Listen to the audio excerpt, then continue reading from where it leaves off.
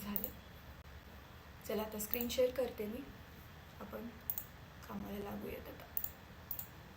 जान्हवी आणि प्रद्युम्न, प्लीज तुम्ही आन्सर्स देत राहा, ठीक आहे? ठीक आहे. हां, तुम्ही आता दोघेच आहात, तर प्लीज मला आन्सर देत राहा. तुम्हाला किती कळते नाही कळते तुम्ही बोलल्याशिवाय कळणार नाही मला. तर आपण ऑप्टिक्सवाला चॅप्टर स्टार्ट केलेला होता, तर इथे बघा.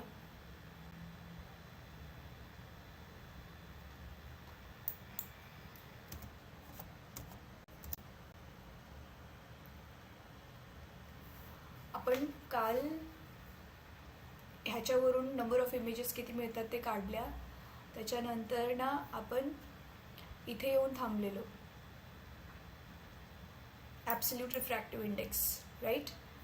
तर आज आपण ग्लास लॅबवालं थोडंसं रिफ्रॅक्शन कसं होतं ते बघणार आहोत, आणि त्याच्यानंतर ना ह्याच्याशी रिलेटेड काही क्वेश्चन्स पण सॉल्व करू. हे थोडंसं मी तुम्हाला आधी सांगितलेलं, पण आणखी एकदा थोडं रिवाईज करवेल मी तुमचं. ते बघा, रिअल डेप्थ, अपॅरंट डेप्थ वगैरे काय असतं हे सगळं तुम्हाला मी एक्सप्लेन करेल आज, आणि ह्याच्यावर आपण क्वेश्चन आन्सर्स पण सॉल्व करूयात. तर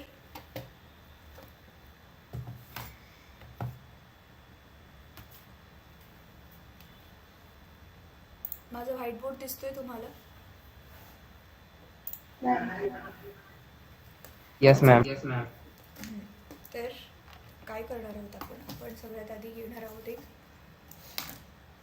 ग्लास लॅब घेणार आहोत. ग्लास लॅब काय असतं माहिती आहे ना तुम्हाला? ग्लास लॅब काय असते माहिती आहे?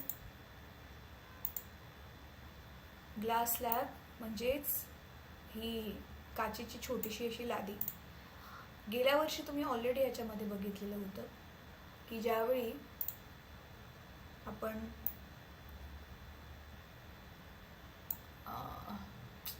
थांबा एक मिनिट, लाईट रेज ह्याच्यावरती पडतात. हे बघा, इथून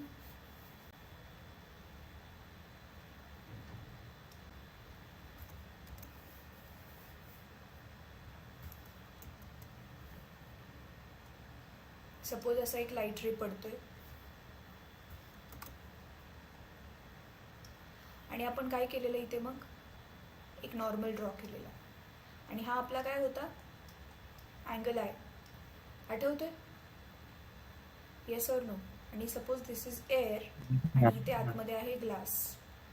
तर यू नो दॅट की एअरमध्ये लाईटचे सातीच्या साती रंग सेम स्पीडने ट्रॅव्हल करतात, पण आतमध्ये स्पीड चेंज होऊन जाते, कमी जास्त होते मग स्पीड.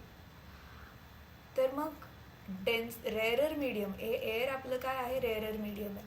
रेअरर मीडियम पासून डेन्सर मीडियमकडे जाताना लाईट काय होते, इट बेंड्स टुवर्ड्स नॉर्मल, अशी.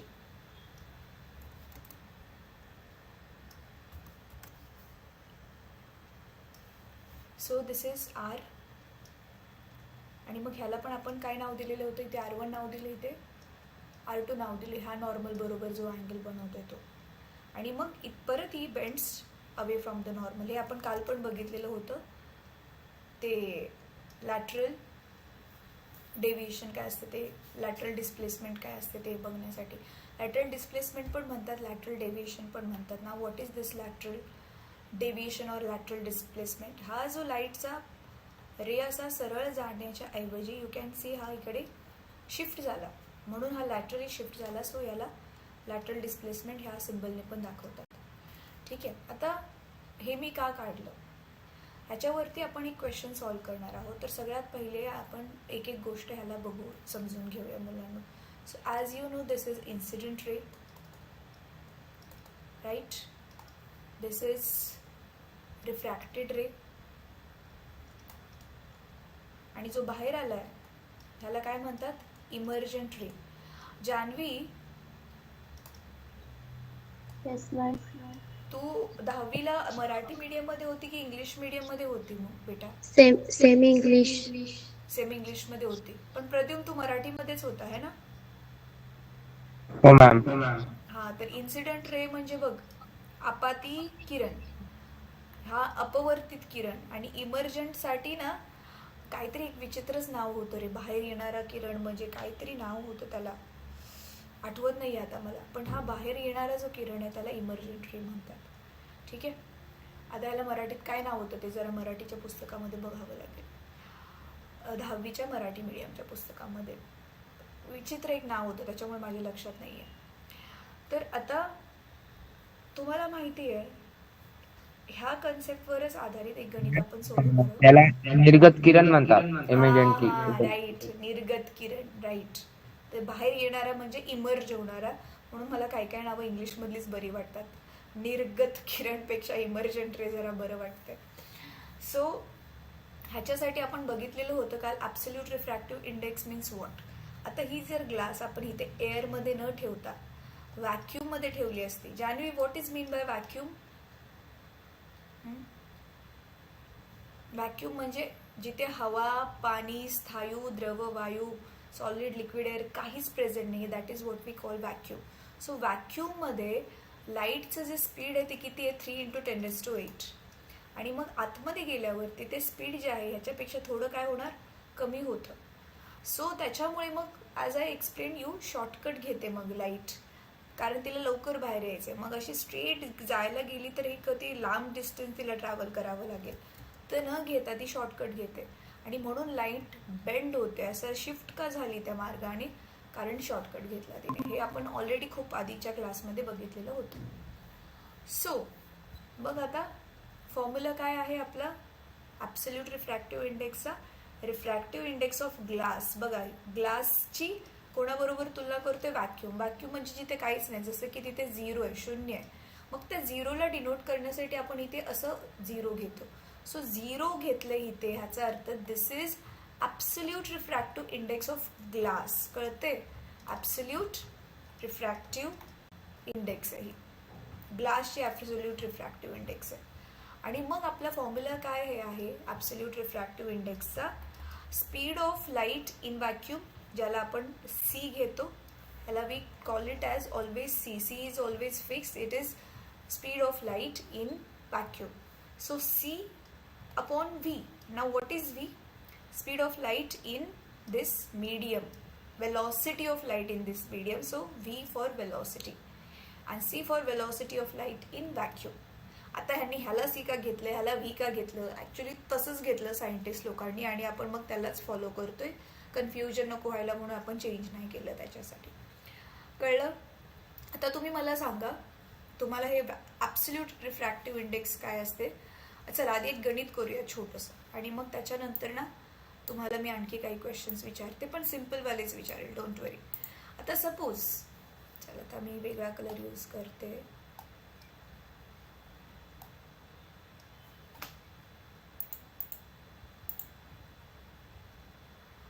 ग्रीन कलर यूज करते. सी ऑलरेडी माहिती आहे तुम्हाला, आणि ग्लासमध्ये चालले. समजा ग्लासची ॲब्सोल्यूट रिफ्रॅक्टिव्ह इंडेक्स म्हणजे ही दिलेली आहे 1.5. तर आता आपल्याला काढायचं आहे व्ही. कसं काढणार? Velocity of light in glass कसं काढणार? Use the same formula. चला दोघंजण पटकन कॅल्क्युलेशन्स करा आणि मला सांगा. बघा, हे दिलेलं आहे तुम्हाला absolute refractive index of glass दिलेलं आहे. सी पण ऑलरेडी दिलं आहे. सीची तर व्हॅल्यू तुम्हाला बाय हार्टच करायचे. It is 3 × 10⁸ meter per second. So C is also given 3 × 10⁸ meter per second. So now calculate V. चला पटकन करा, 1च मिनिटाचा वेळ देते मी, कारण खूप सोपं आहे. तोंडी पण निघेल याचं उत्तर. आणि सांगा मला काय उत्तर आलं.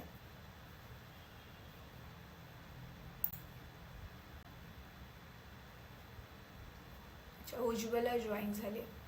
उज्ज्वला बेटा, तू कुठल्या मीडियमची होती 10वीला? सेमी इंग्लिशमध्ये होती की इंग्लिशमध्ये होती? मराठी मीडियम होती. अच्छा, मराठी मीडियममध्ये होती. आणि तू हे प्रथमेश आणि प्रद्युमच्याच कॉलेजमध्ये आहे की कुठल्या हॉस्टेलमधून आहेस? नाही, कॉलेजमधून. प्रथमेश आणि प्रद्युमच्याच कॉलेज. अच्छा, प्रथमेश आणि प्रद्युमच्याच कॉलेजमध्ये. म्हणजे आता तुझी पण आता येणाऱ्या 10 तारखेला परीक्षा आहे? हो. बरं, ठीक आहे. 2 × 10⁸. हा, उज्ज्वला तुझं किती आलं बेटा? सॉल्व करते मी. अरे एवढा वेळ. हा बरोबर आहे तुझं बेटा. हे बघ, फॉर्म्युलामध्ये डायरेक्ट किंमत ठेवा ना. इथे एन ची किंमत ठेवली 1.5, राईट साईडला मग 3 इंटू 10⁸ अपॉन व्ही काढायचं आहे. तर व्ही काढायचं तर व्हीला इकडे पाठवा, 1.5ला इकडे पाठवा. तर V is equal to 3 into 10⁸ आणि अपॉन 1.5. 1.5 म्हणजेच दीड, आणि दीडच्या दुप्पट 3 असतं ना. तर 1.5 1 जा 1.5, 2 जा 1.5, 2 जा 3, म्हणजे दीडच्या दुप्पट म्हणून 2 आलं. आणि हे 10⁸ उरलेलं जसंच्या तसं. So 2 into 10⁸ meter per second. बरोबर आहे प्रद्युम तुझं. जान्हवी, जान्हवीच म्हणालेली नाव तू. हो हा झालं, आलं तुझं पण उत्तर. हो. ठीक आहे. चल आता मुलांनो, पुढचं अजून एक गणित सेमच, फक्त आता इथे ना मी ग्लास न घेता पाणी घेणार आहे. ठीक आहे. चला ह्याचं पटकन उत्तर सांगायचंय. उज्ज्वला तू आता आलीस ना बेटा, तू पण सॉल्व्ह कर ह्याला. ठीक आहे. तर आता बघा, समजा हे ग्लास नाही आहे, हे पाणी आहे, वॉटर आहे. ठीक आहे. आणि आता समजा speed of the light in water, velocity of the light in water दिलेली आहे. माहिती नाही, मी अंदाजे घेते. 2.5 इंटू 10⁸ मीटर पर सेकंड. आता तुम्हाला काढायची आहे absolute refractive index of water. चला काढा. काय काढायचे? Absolute refractive index of water काढायचे. काढा.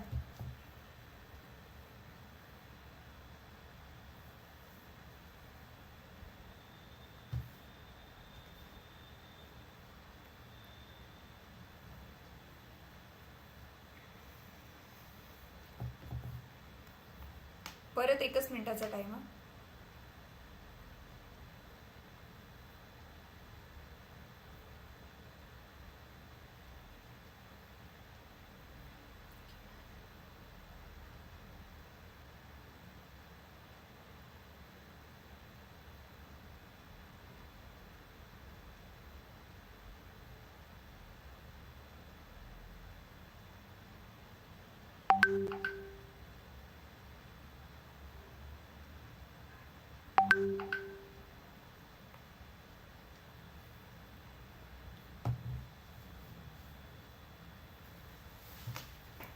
झालं.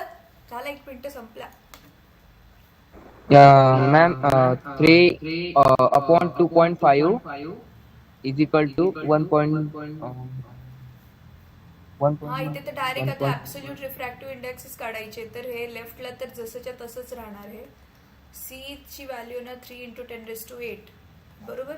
आणि व्ही ची व्हॅल्यू खाली टाकली 2.5 इंटू 10⁸ बरोबर. मग कॅल्क्युलेशन्स केलं का? अरे हे पण किती इझी आहे बघा. 10⁸ गेलं आणि हे 2.5 तुम्हाला माहिती आहे वरती काय होणार, 30 होणार आणि खाली 1.2 येईल. पॉइंट निघून वरती 30 बनेल ना, है ना. मग 30 अपॉन 25. मग काय 1 पॉइंट किती आलं? 1.2. 1.2 आलं. ठीक आहे, 1.2. आणि रिफ्रॅक्टिव्ह इंडेक्सला काहीच युनिट नसतं. सेम वेलॉसिटीचंच बघा ते डिव्हिजन आहे. तर मीटर पर सेकंड वरती पण, मीटर पर सेकंड खाली पण, मग ते युनिट त्याचं कॅन्सल होतं. सो आपली जी रिफ्रॅक्टिव्ह इंडेक्स असते तिला कुठलंच युनिट नाही आहे, मीटर, किलोमीटर, सेकंड्स काहीच नाही. So absolute refractive index of water किती आली? 1.2 आली. ठीक आहे. Very good. आता पुढचा क्वेश्चन मुलांना खूप खूप इम्पॉर्टंट आहे. हे तर तुम्हाला ॲब्सल्यूट रिफ्रॅक्टिव्ह इंडेक्स म्हणजे व्हॅक्यूम मधून चालली असेल तर. आता पुढे बघा, खूप इंटरेस्टिंग गोष्ट आहे.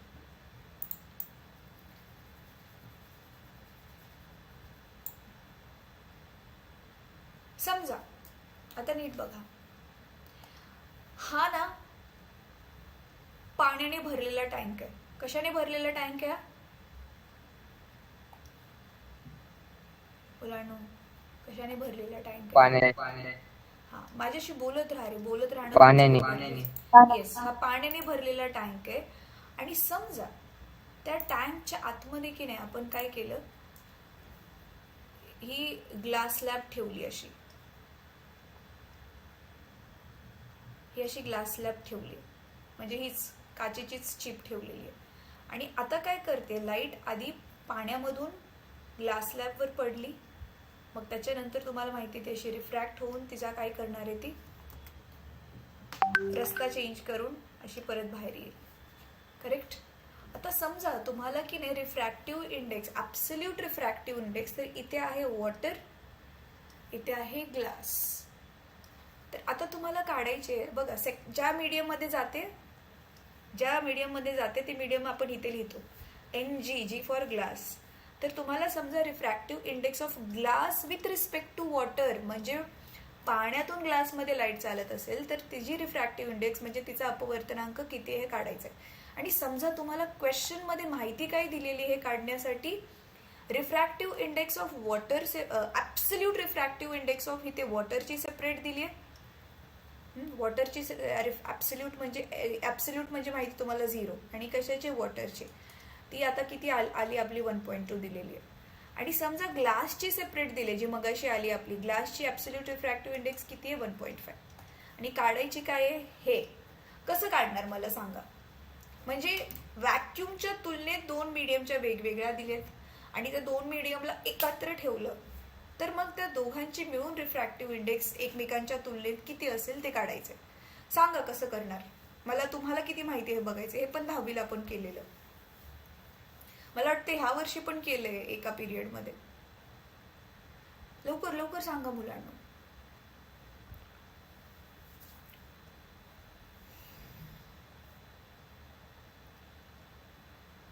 नाही माहिती. Ma'am NG upon NW. हा, व्हेरी गुड. बघा खूप सोपं आहे. दोघांना भागायचं, दोघांची रिफ्रॅक्टिव्ह इंडेक्स एकमेकांच्या तुलनेत आहे ना. इथे काय आहे, जी आहे ना, म्हणून जी ला वरती घ्यायचं. तर NG आणि NG म्हणजे refractive index of glass with respect to water काढायचे, तर NG वर यायला पाहिजे. तर NG साठी मग हे दिलेलं आहे 0, NG वर घेतलं आणि NW खाली घेणार. So absolute refractive index of glass upon absolute refractive index of water, value ठेवा, मग 1.5 अपॉन 1.2 म्हणजे आन्सर येणार 15/12. ह्याला डिवाइड करून जे पण काय आन्सर येईल 1 समथिंग समथिंग, ते तुमची झाली refractive index of glass with respect to water. 1.20. हा, आता समजा तुम्हाला उलट दिलं, किती येते, 1.25. 1.25. Very good. आता समजा उलट दिलं की तुमची जी लाईट आहे, आता समजा ग्लासचा एक बॉक्स आहे, म्हणजे ग्लासला वरतून असं झाकण लावलं आणि आतमध्ये पाणी आहे, म्हणजे ग्लास मधून आता पाण्यात चालली लाईट.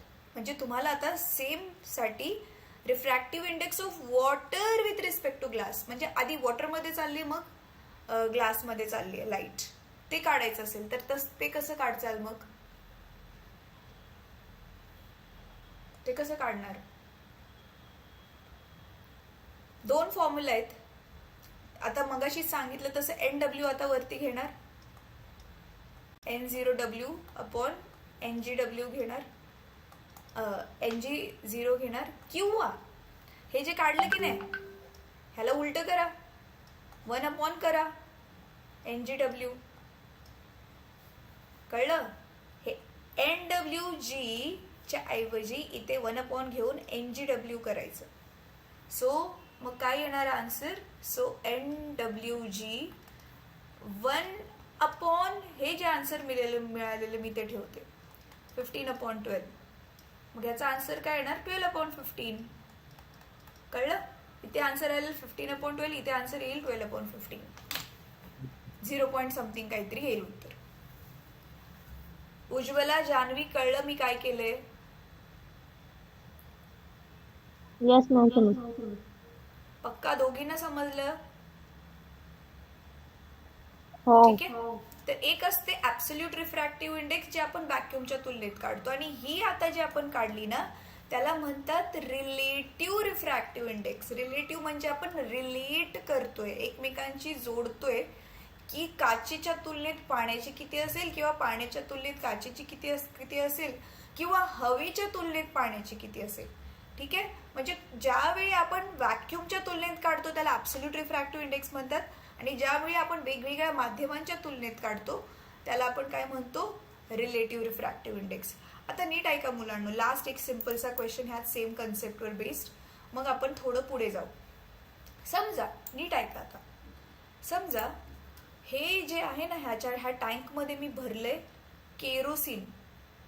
केरोसिन माहिती आहे ना काय असतं, आपलं रॉकेल, आणि त्याच्या आतमध्ये मी आता ठेवले ग्लास स्लॅब, काच ठेवले, आणि लाईट जे आहे केरोसिन मधून त्या आतमध्ये लाईटमध्ये चालले.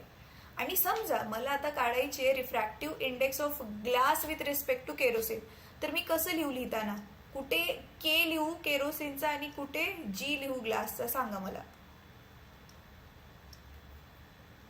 Refractive, I want refractive index of glass with respect to kerosene. मग जी कुठे लिहू,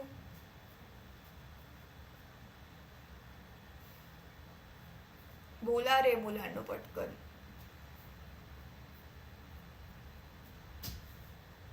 मैम पहले केरोसिन ना. हा, केरोसिन कुठे लिहू पण मी, इथे इथे लिहू का इथे लिहू?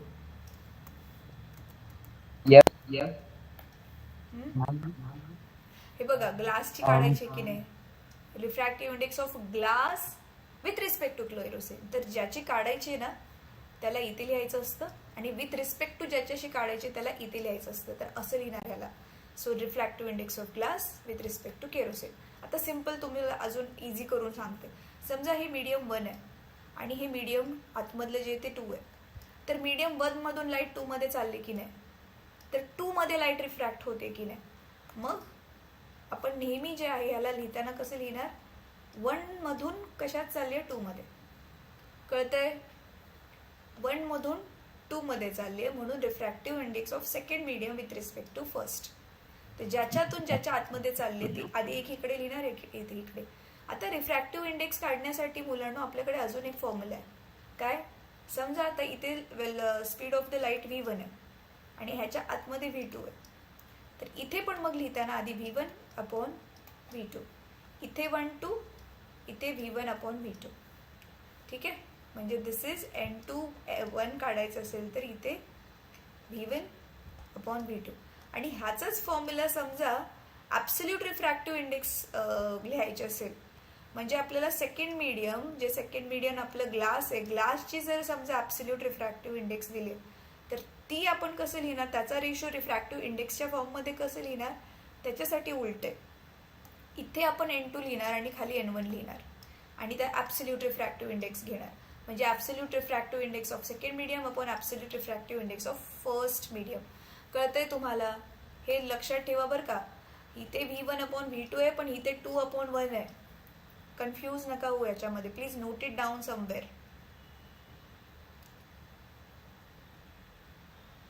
कळलं? कळलं का मुलांना? Yes ma'am. हा हो ठीक आहे. मॅम. आता चला एक क्वेश्चन देते, हो. चला पटकन मला सोडवून दाखवा. समजा आता हे जे केरोसिन आहे, केरोसिन मध्ये समजा लाईटची स्पीड आहे 2.5 इंटू, नाही 2.5 नको, थांबा अंदाजे घेते, मला माहिती नाहीये किती स्पीड आहे खरं खरं. समजा लाईटची स्पीड आहे केरोसिन मध्ये 2 × 10⁸. 2.5 इज परफेक्ट होतं, थांबा. 2.5 × 10⁸ आहे कशामध्ये, केरोसिनमध्ये. आणि समजा ग्लासमध्ये ती स्पीड होते 2 × 10⁸ meter per second. Now calculate same thing. हे कॅल्क्युलेट करून सांगा मला आता हे वालं सूत्र वापरून. Refractive index of glass with respect to kerosene किती येईल सांगा मला आता. 1 मिनिटचा टाइम परत एकदा.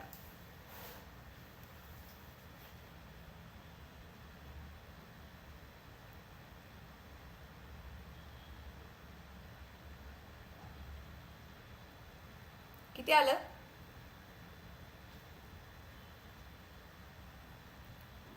किती वेळ लावताय मुलांना तुम्ही. आता glass with respect to kerosene आहे, याचा अर्थ VK अपॉन VG बरोबर. पहिल्या माध्यमात किती आहे, वेलॉसिटी आणि दुसऱ्या माध्यमात म्हणजेच V2 म्हणजे VG किती आहे. तर VK किती दिलंय, केरोसिनमध्ये वेलॉसिटी किती आहे, 2.5 × 10⁸ आणि इथे खाली VG किती आहे, 1.25 मॅम. ठीक आहे, गुड. तर हे गेलं आणि येस बरोबर, अडीचचा अर्धा, हे अडीच आहे ना त्याचा अर्धा 1.25. Very good. So this we got refractive index of glass with respect to kerosene. Very very good. आता उलट विचारले, समजा रिफ्रॅक्टिव्ह इंडेक्स ऑफ, कारण आता बघा इथून केरोसिन मधून ते ग्लासमध्ये आला, पण समजा आता तोच रे इथून आता ग्लास मधून बाहेर केरोसिन मध्ये येतोय ना, आता रिफ्रॅक्टिव्ह इंडेक्स चेंज होणार परत, कारण आता ग्लास मधून केरोसिन मध्ये येतोय. सो सपोज आता विचारले तुम्हाला refractive index of kerosene with respect to glass, हे किती येणार सांगा मला. आत्ता जस्ट थोड्या वेळात एक्सप्लेन केलं मी.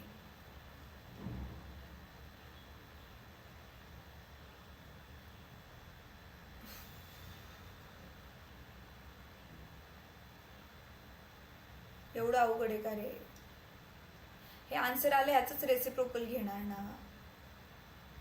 1/1.25. सो 1.25 दोन आहे तर 100/125. काढा पॉइंट मध्ये मग किती येते उत्तर, 0. समथिंग काहीतरी.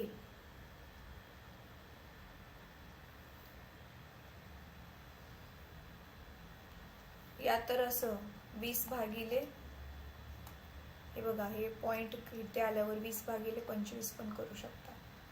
0.8, 25 8 200 ना, बरोबर आहे, किंवा 125 × 8 केल्यावर 1000 येईल. बरोबर काढले मी उत्तर. Yes ma'am, 0.8. 0.8. Yes ma'am. ठीक आहे. So this is how we have completed refractive index, absolute refractive index, relative refractive index आणि त्याचे हे वाले क्वेश्चन्स. आता पुस्तकातला एक इंटरेस्टिंग क्वेश्चन जो आपण डिस्कस नव्हता केला तो करूयात. सेम आता ही लाईट ग्लास स्लॅब मधूनच चालली आहे, पण आता तुम्हाला काढायचे ग्लास स्लॅबची थिकनेस, जाडी किती आहे ग्लास स्लॅब. आता इथे दिसते हा वाला क्वेश्चन मी म्हणत होते, thickness of a glass of a spectacle. आता इथे ग्लास स्लॅब न देता चष्मा दिलाय, is 2 millimetre and refractive index of the glass is 1.5.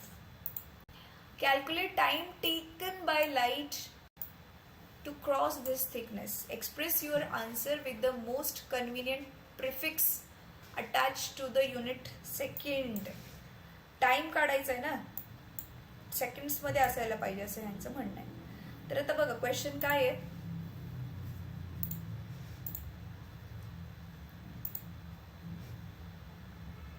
Question कळलाय, question समजलाय का, कोण मला क्वेश्चन एक्सप्लेन करेल, क्वेश्चन काय आहे.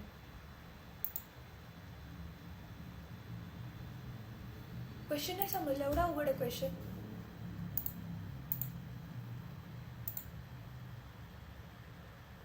चला मी सांगते. अरे असा आपला नॉर्मल चष्मा आहे की नाही, हा समजा एवढा जाड आहे चष्मा. आता हे कसं मी दाखवणार, समजा हा आपण ना माणसाचा हा असा फेस दाखवला आणि हा असा याने काय घातलेला आहे, चष्मा घातलेला डोळ्यावर, कळतंय तुम्हाला. मग त्या चष्म्याची जाडी म्हणजे हीच दिली आहे ना, म्हणून मी पूर्ण गोल न घेतात पेक्षा त्याची किती जाडी आहे तो जाडा भाग मी इथे घेतला. कळलं, कळलं का मुलांना. तर मग आता ही जी लाईट आहे ही अशी चष्म्यावर पडणार, ती अशी रिफ्रॅक्ट होणार आणि मग बाहेर येऊन त्याच्या डोळ्यामध्ये जाणार.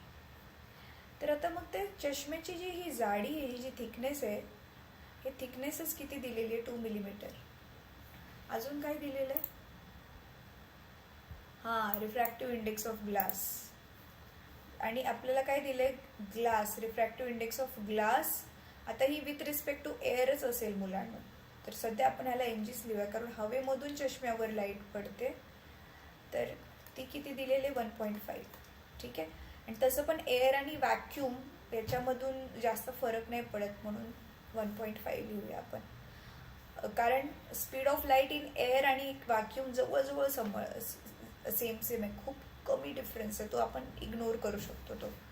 आता मग इथे काय दिली आहे, थिकनेस दिलेली आहे आणि काय काढायचे आता, टाइम किती लागेल ते काढायचं आहे मुलांना. तर आता बघा, ही थिकनेस दिली आहे म्हणजे लाईटने ग्लासमध्ये किती डिस्टन्स ट्रॅव्हल केलं ते दिलेलं आहे, राईट. सो आपल्याला एस दिलेली आहे, रिफ्रॅक्टिव्ह इंडेक्स दिलेली, टाइम काढायचा आहे. तर आता मला हिंट द्या तुम्ही, लवकर सांगा. आता तुम्हाला ऑलरेडी एक माहिती आहे की आपल्याला वेलॉसिटीचा आपला फॉर्म्युला काय आहे, velocity is equal to distance upon time, बरोबर आहे.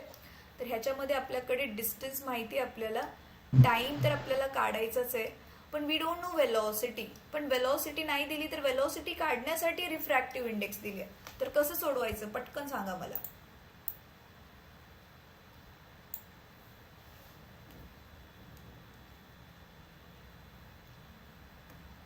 कसं सोडवायचं.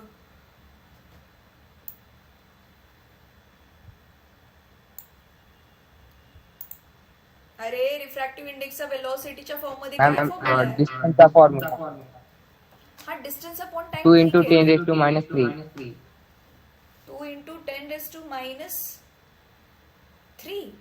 3. अरे काय म्हणतोय प्रथमेश तू, थांब जरा एक मिनिट, आधी आपण डेटा लिहूया. बघा डेटामध्ये आपण काय लिहिणार, डिस्टन्स किती ट्रॅव्हल केलंय, 2 मिलीमीटर, बरोबर आहे. तर हे 2 मिलीमीटर नको आहे मला, 2 इंटू मग 10 रेज टू काय येणार, -3 मीटर.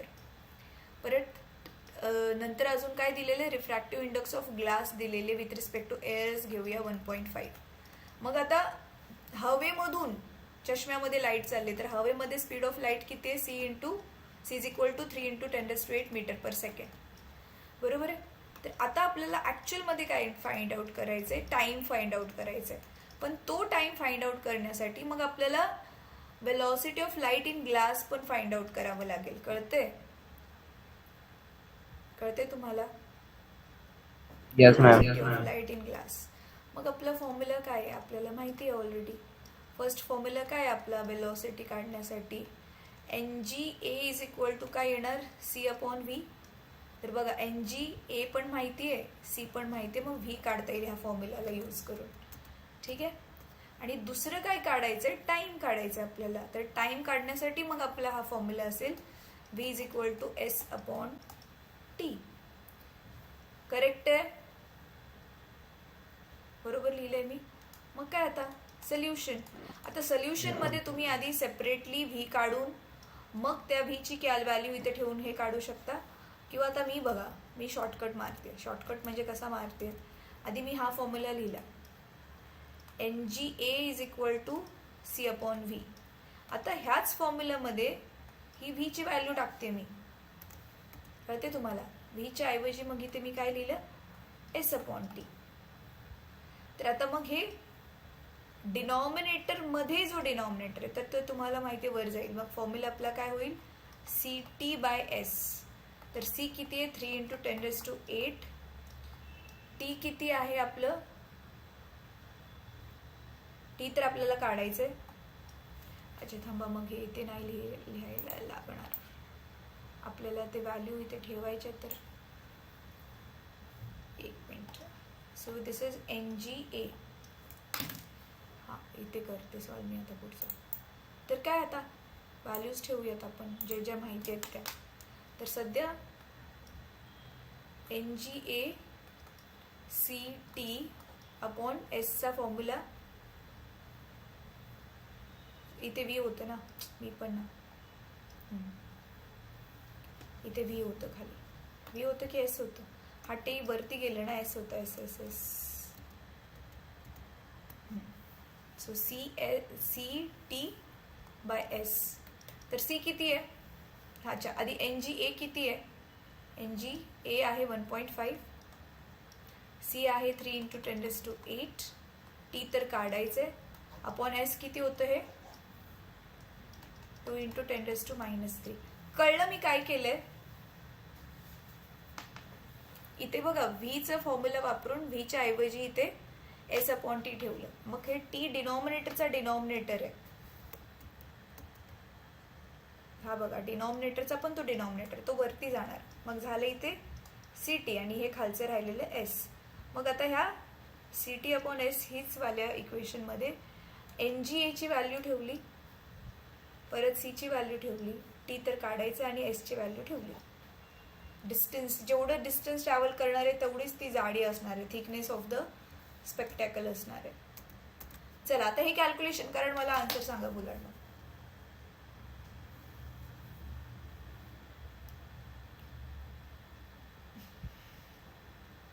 तोंडी कॅल्क्युलेशन्स आहेत, तोंडी.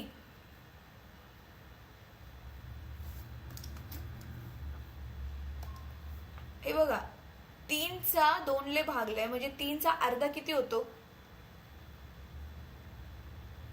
3चा अर्धा किती होतो मुलं? दीड 1.5. येस, 2 1 1.5. आणि इथे 1.5. 10 raised to minus 11 ma'am. Yes, so 10 हा? हे बघा 1.5 गेलं आणि इथे हे 10⁻+8 पॉझिटिव्ह आहे, तर त्या साईडला आपण आता पाठवू कारण आपल्याला टी एकटा पाहिजे ना. थांबा आधी लिहूयात, कन्फ्युजन 10 raised to minus. हा, इथे 10⁻8 आहे आणि आपण हे -3 पण तर उरलंय, राईट, इंटू टी. तर हे -3 वरती गेल्यावर काय होईल? हे बनेल 10⁻11 बनेल, बरोबर. 8 9 10 हे 11 बनेल, वरती गेल्यावर अधिक होईल ते. आणि मग आता हे 10⁻11 मी काय करणार आहे, त्या साईडला पाठवणार, तर ते बनणार 10⁻11. टीची व्हॅल्यू आली 10⁻11. So that means T is equal to 10⁻11 seconds. हे चालेल का पुस्तकात?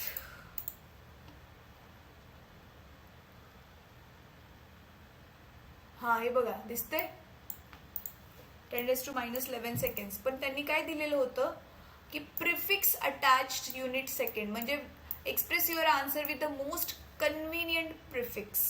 म्हणून मग हे 10⁻11 सेकंड्सलाच ऍक्च्युली 10⁻12 घेतला आपण, -12 घेतले की त्याला आपण काय म्हणू शकतो, पिको सेकंड्स म्हणू शकतो. म्हणून ह्यांनी 10 ने मल्टिप्लाय करून परत इथे मल्टिप्लाय अँड डिवाइड बाय 10 केले बघा. Om Om Yes ma'am. Join कधी Yes झाला ma'am. तू बेटा? तू कधी 4 join झाला? वाजता.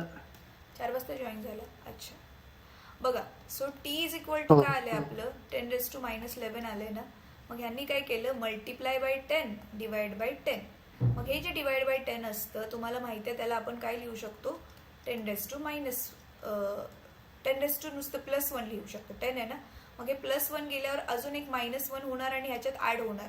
मग टी आपल्याला मिळेल 10⁻12 इंटू 10. म्हणून मग 10⁻12 जे असतं त्याला पिको सेकंड्स बनतात. म्हणून टीचं आन्सर आलं 10 PS, 10 पिको सेकंड्स. ते जे मी तुम्हाला लॉक टेबल म्हटलेली मुलांना, तर त्या लॉक टेबलमध्ये हे सगळे रिलेशन्स दिलेले असतात. सगळ्यात आपला नॉर्मल जो असतो स्टँडर्ड युनिट आहे सेकंड. सेकंडपेक्षा छोटं असतं मिली सेकंड. मिली सेकंडपेक्षा पण छोटं काय असतं, मायक्रो सेकंड. मायक्रोपेक्षा छोटं असतं नॅनो सेकंड. नॅनो नंतर हे काय असतं, पिको सेकंड. कळते? अजून त्याचे छोटे छोटे छोटे तुकडे तुकडे करत गेल्यावर किती छोटं छोटं बनतंय ते आहे हे. समजले? ठीक आहे. आता हा क्वेश्चन तुम्हाला पाहिजे तर कॉपी करा, नाही केला तरी चालेल, पुस्तकामध्ये आहेच आहे ऑलरेडी. स्क्रीनशॉट घ्यावं तर. ऍक्च्युली आता हे फॉर्म्युला आणि ह्याच्यात मिक्स झालं. थांबा,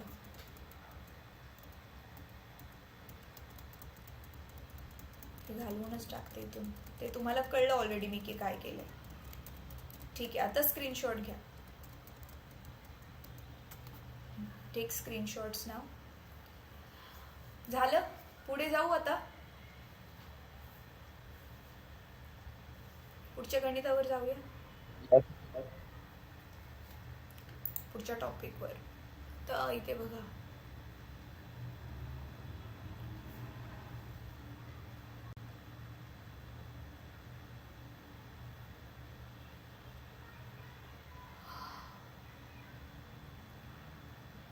हे absolute refractive index, relative refractive index हे आपण सोडवले बघा. N2चं N2/N1 आणि V1/V2 हे सेम टू सेम घेतलं मी. आता रिफ्रॅक्शन काय असतं, हां, आता रिफ्रॅक्शनवाला हा एक फॉर्म्युला आपण बघूया आणि त्याच्यावरचं हवं तर एखादं गणित बघू आपण. आता इथे ना होतंय काय मुलांनो, रिअल डेप्थ आणि अपॅरंट डेप्थ काय असतं ते मी एक्सप्लेन करते.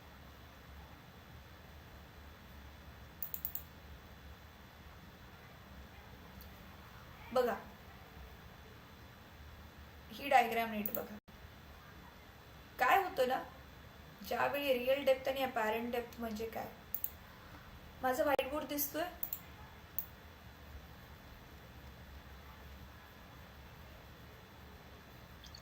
दिसतोय मॅम.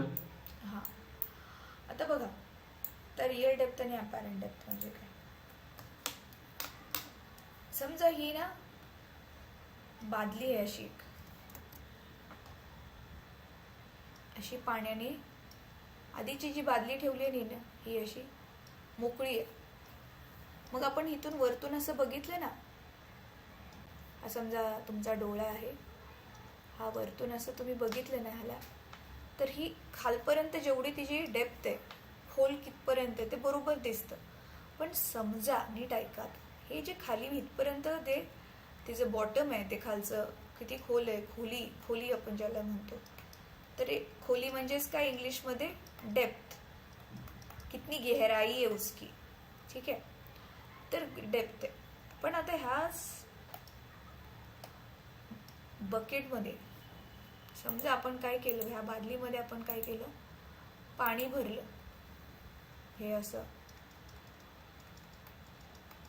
पाणी भरल्यानंतर माहिती भास काय होतो आपल्याला, प्रकाशाच्या अपवर्तनामुळे, रिफ्रॅक्शन ऑफ लाईटमुळे हा जो बॉटम आहे ना, हा तुम्हाला इथे असा आल्यासारखा दिसेल. म्हणजे असं वाटेल अरे अचानकच काय झालं, बादली लहान झाली. सो ही जी आहे, दिस इज आवर रिअल डेप्थ आणि दिस इज आवर अपॅरंट. अपॅरंट म्हणजे आपल्याला तसं वाटतंय.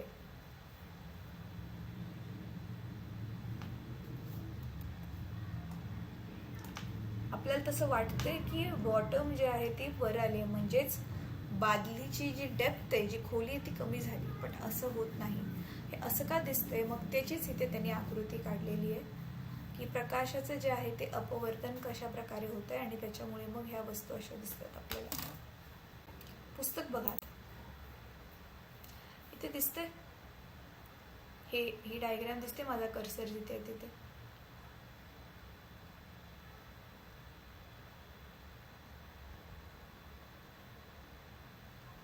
मुलांना बोला ना, हे दिसते का आकृती तुम्हाला, रिअल अँड अपॅरंट डेप्थ वाली? Yes, ma'am. दिसते मॅम. हा, मग आता बघा, ही जी आकृती दिसते ना, हिला समजून घेऊया. बघा, ही ग्लास लॅब आहे किंवा काही पण बघा, ती त्याचं हे जे दिलेलं आहे ते डिस्टन्स, आपण रिअल डेप्थचं जे डिस्टन्स आहे ते आर नाव दिले आपण त्याला. तर प्रकाशाच्या अपवर्तनामुळे म्हणजे रिफ्रॅक्शन ऑफ लाईटमुळे काय होतंय,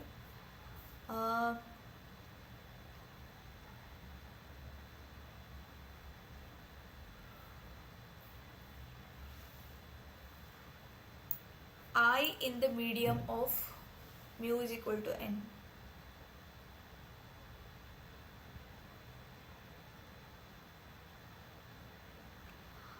इथे बघा, ही जी रिअल डेप्थ आहे, आता होतंय काय, लाईट पडली आणि ती जिथे आपल्याला सरफेस पाण्याची चालू होते ना, तिथूनच ती काय गेली, रिफ्लेक्ट बॅक झाली. आणि मग आपल्याला काय वाटतं, जिथून ते रिफ्लेक्ट झाले तिथपर्यंतच खोलगट आहे, कारण पुढच्या भागापर्यंत लाईट गेलीच नाही ना की पुढचा भाग आपल्याला दिसेल. तुम्हाला माहिती आहे मुलांना, कुठली पण गोष्ट दिसण्यासाठी त्या गोष्टीवर प्रकाश पडणं गरजेचं आहे. मग त्या वस्तूवर प्रकाश पडतो, तिथून रिफ्लेक्ट होऊन आपल्या डोळ्यात जातो आणि मग आपल्याला दिसायला लागतं. सो इथे मग काय होते, अर्ध्यामधूनच प्रकाश काय होतोय, रिफ्लेक्ट बॅक होते, म्हणजे प्रकाशाचं परावर्तन होतं. अँड दिस इज बिकॉज की खालचा जो बॉटम आहे तो असा वर आल्यासारखा दिसतो, खालची जी त्याचा बेस आहे तो वर उचलल्यासारखा दिसतो. आणि मग अचानक आपल्याला भास होऊ शकतो की अरे ही जी बकेट आहे, जे मी काल वापरलेली आंघोळ करताना, आज अचानक छोटी झाल्यासारखी वाटते. तर ॲक्च्युअलमध्ये असं काय होत नाही. तर हे रिलेशन ह्यांनी काढलेलं आहे बघा. हे नॉर्मली आता आपलं हे असतं ना अल्टरनेट अँगल, लिनियर पेअर, हे सगळं यूज करून की नाही ह्यांनी ह्या व्हॅल्यूज आता काढलेल्या आहेत. जसं की बघा आर तर हे आहे, त्यांना जो डाऊटच आलेला आर काय आहे याची ही रिअल डेप्थ, ए काय आहे त्याची ॲपॅरेंट डेप्थ, कारण इथून पाण्याच्या इथूनच लाईट अशी बघा पडली, दिसते तुम्हाला लाईट अशी पडली आणि ती वरती बाउन्स बॅक झाले, रिफ्लेक्ट बॅक झाले. So this is A is apparent depth. हे अर्ध्यापेक्षा पण तुम्ही बघू शकता, ॲपॅरेंट डेप्थपेक्षा म्हणजे रिअल डेप्थपेक्षा ॲपॅरेंट डेप्थ अर्ध्यापेक्षा कमी झाली, जवळजवळ एवढी लहान होऊन गेलेली. तर आय होप तुम्हाला कळलं असेल रिअल डेप्थ काय असते ना ॲपॅरेंट डेप्थ काय असते मुलांना. बाकी हे I is equal to I हे जे केलं आहे हे सगळं काय आहे आपलं आत्ता जस्ट जे आपण केलं तेच. कुठल्या पण मीडियममधून लाईट जाताना ती काय कसा बिहेव करते ते आहे हे. तर ते आपल्याला ऑलरेडी माहिती आहे, आपण बघितलेलं आहे.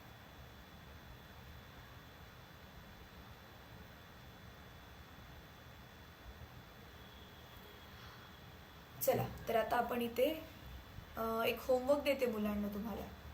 ही जी रिअल डेप्थ ॲपॅरेंट डेप्थ होती ना ह्याच्यासाठी बघा रिलेशन दिले. टॅन ऑफ आर हा जो अँगल ऑफ रिफ्रॅक्शन आर आहे, टॅन ऑफ आर, त्याच्यासाठी आपण कसं लिहू शकतो x upon A. Now what is x?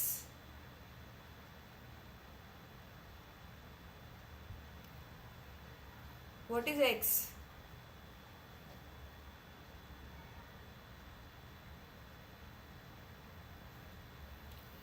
मुलांनो मला ना आता हे नेक्स्ट टाइम आपण डिस्कस करू. हे एक्स काय असतं, ए काय असतं, आर काय आहे, आय काय आहे, हे सगळंच्या सगळं नेक्स्ट क्लासमध्ये पाहिजे. मग हे आपण उरलेलं जे आहे नेक्स्ट क्लासमध्ये डिस्कस करून त्याची गणितं सोडवू. ठीक आहे. तर होमवर्क तुमचा हाच आहे की हे जे लिहिलेलं आहे ते काय असते ना